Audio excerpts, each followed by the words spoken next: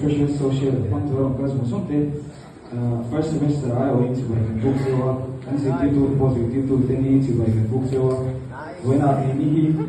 sai chang enen kan ni lawa amaro so when I hian ziti to te hian an thu ma vangi an pol leo bin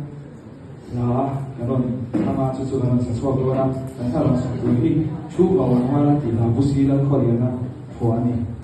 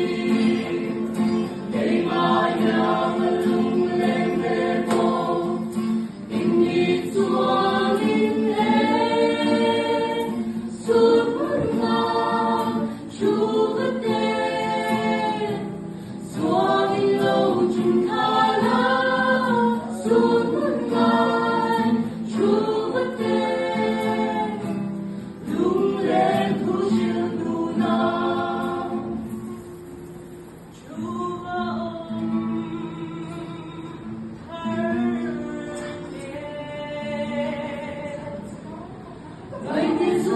subscribe cho kênh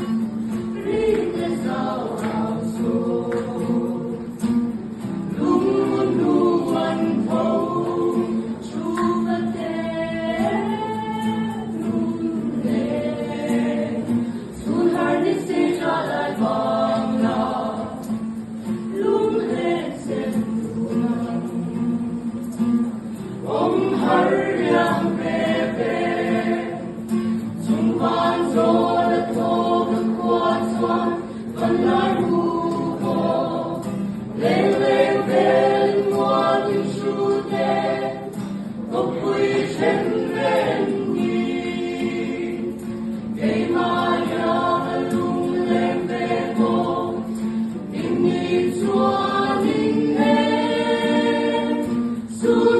lỡ